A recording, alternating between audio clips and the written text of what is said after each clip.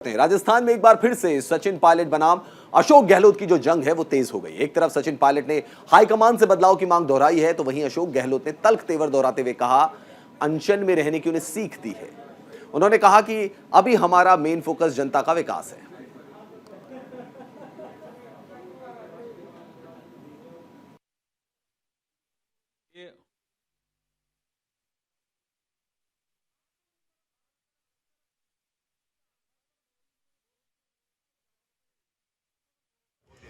अभी हमारे सामने एक ही मकसद होना चाहिए। जनता त्रस्त है राजस्थान के अंदर, पूरे देश के अंदर तनाव है, हिंसा हो रही है, महंगाई है, बेरोजगारी है।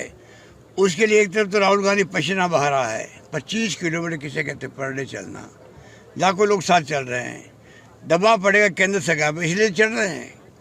और उसके बाद में हमारा ध्येय होना चाहिए हम अगली बार सरकार कैसे बनाए। हमारा ध्येय यही है, हमने इतनी स्कीमें दी राजस्थान के अंदर, इतिहास में कभी नहीं हुई होगी। पूरा देश लोहा मान रहा है जो स्कीम हमने दी है राजस्थान के अंदर, पूरा देश लोहा मान रहा है। और कोरोना का प्रबंधन का लोहा तो क्या दुनिया मान रही है, खाली ही नहीं मान रहे हैं, दुनिया के मुल्क मान रहे हैं कि राजस्थान शानदार प्रबंधन में लोगों को बचा लिया। जबकि गुजरात में, अहमदाबाद में कितने लोग मारे गए थे, बम्बई में, दिल्ली में ऑक्सीजन की कमी से मारे गए थे। तो शानदार हमने काम किया। पानी, बिजली, शिक्षा, स्वास्थ्य योजनाएं, सड़कें शानदार बन रही है, क्योंकि वित्तीय प्रबंधन हमारा शानदार है। अगली सरकार अगर पब्लिक हमें देगी वापस जो पहले दिया नहीं था, तो मैं दावे के साथ कह सकता हूं कि हम वो काम करके दिखाएंगे जो इतिहास में हिंदुस्तान में कहीं नहीं हुआ है। राजस्थान में एक बार फिर कांग्रेस की आंतरिक कलह खुलकर सामने आ गई है। सीएम गहलोत और सचिन पायलट में जुबानी जंग तेज हो गई है। इसी को लेकर केंद्रीय मंत्री अर्जुन राम मेघवाल ने गहलोत सरकार पर निशाना साधा। उन्होंने कहा कि राजस्थान कांग्रेस दो गुटों में विभाजित है, जिसके चलते राज्य का विकास प्रभावित हो रहा है। ये देश काल परिस्थिति के अनुसार जो प्रधानमंत्री जी बोलते हैं वो कल फैक्चुअल पोजीशन बोली, उसमें क्या हुआ। और गुलाम नबी आजाद विदाई के समय वहां बोल रहे थे, तो ये क्या पहले के प्रधानमंत्री भी जब विदाई के समय जो बोलते थे, बोलते ही थे ना। तो किसी की विदाई के समय क्या होता है, तारीफ ही करनी होती है। सचिन पायलट को किस चीज का दर्द है आपके मुताबिक? वो कुर्सी नहीं मिल रही इसलिए, वो उनका अंदरूनी मामला है। लेकिन मैं फिर कह रहा हूं कि कांग्रेस की सरकार दो खेमों में बंटी होने के कारण राजस्थान में डेवलपमेंट रुक गया, गवर्नेंस गायब हो गई, जनता परेशान है। सबक सिखाएगी 23 के चुनाव में। दरगाह आला हजरत से जुड़े संगठन ऑल इंडिया मुस्लिम जमात के राष्ट्रीय अध्यक्ष मौलाना शहाबुद्दीन ने बयान दिया है कि सीएम हेमंत बिश्व शर्मा ने राज्य के 400 मदरसों का धार्मिक स्टेटस बदलकर स्कूली स्टेटस कर दिया है। अब इन मदरसों को स्कूल कहा जाएगा और स्कूली शिक्षा ही दी जाएगी। उन्होंने ये भी कहा कि भारत में रहने वाले किसी भी समुदाय के धार्मिक शिक्षा के साथ बदले की भावना से काम नहीं किया जाना चाहिए। बात की इजाजत दे। आसाम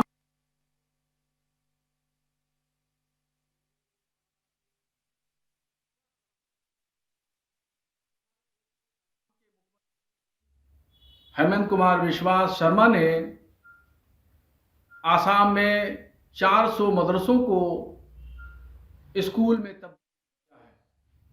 ये हिंदुस्तान के मुसलमानों के लिए तकलीफ का बाइस है और ये संविधानिक उसूलों के खिलाफ है।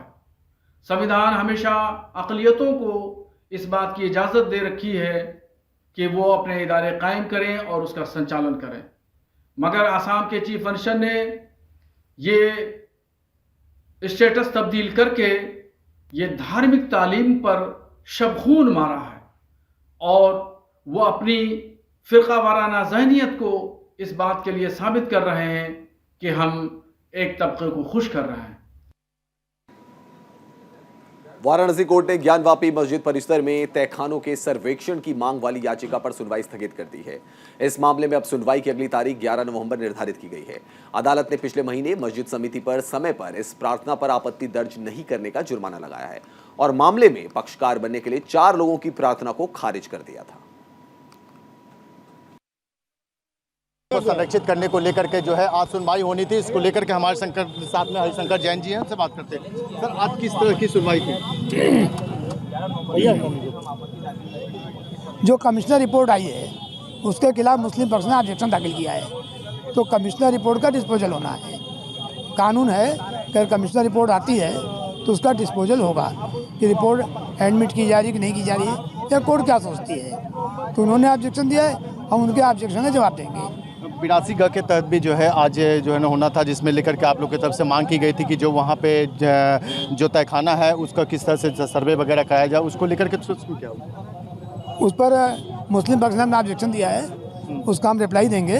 उसके लिए कोर्ट ने 1 हफ्ते का समय दिया है और 11 तारीख को डेट लगेगी। इसमें अगर हम बात करें तो सुप्रीम कोर्ट में भी जो है जो म्याद बढ़ाने की बात की गई है, क्योंकि उसको जो है ना 12 नवंबर तक जो है ना उसका म्याद रखा गया था, तो उसको लेकर के जो है ना सुप्रीम कोर्ट से जो है उस पर क्या चल रहा है? सुप्रीम कोर्ट में हम लोगों ने मेंशन किया था और कि म्याद जा रही है और 12 नवंबर को समाप्त हो रहा है, तो 10 नवंबर कोर्ट ने फिक्स कर दिया है और 10 नवंबर को अगली सुनवाई सुप्रीम कोर्ट में होगी। तो हमारे साथ में हरिशंकर जैन जी थे, उन्होंने कहा कि अगली सुनवाई जो ज्ञान वापी मामले को लेकर के है वो 11 नवंबर नियत की गई है। अब 11 नवंबर को ये तय हो पाएगा या नहीं हो पाएगा। न्यूज इंडिया के लिए मदन मोहन शर्मा, वाराणसी। जनता दल यूनाइटेड के राष्ट्रीय अध्यक्ष लल्लन सिंह ने सुशील मोदी पर हमला बोला है। उन्होंने कहा कि सुशील मोदी को बीजेपी ने सेंध लगाने के लिए भेजा था, जिसे हमने पकड़ लिया। लल्लन सिंह ने उपचुनाव पर कहा कि दोनों सीटों पर जीत महागठबंधन की ही होगी।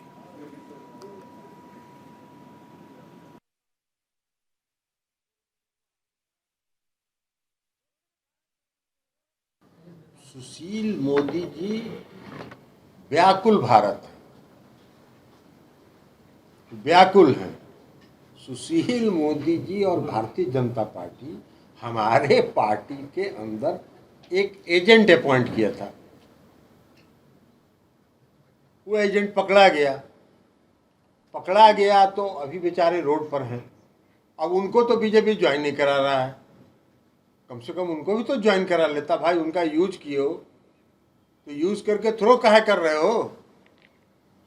हम लोग सुने कि बहुत दिन से कोशिश में है लेकिन उनको ज्वाइन नहीं करा रहा। लेकिन सुशील मोदी जी, दिल्ली के भाग से सिक्का नहीं टूटता है। आप चिंता न करें, जो बिहार में महागठबंधन नीतीश कुमार जी ने बनाया है वह अटूट है और अटूट रहेगा। आप सिक्का टूटने का इंतजार करते रहिए ताकि उसका दही का जो छाली होता है उसको खा सकिए। कुछ नहीं मिलेगा। 6 तारीख को पता चल जाएगा कि आप कहाँ सरजमीन पर खड़े हैं।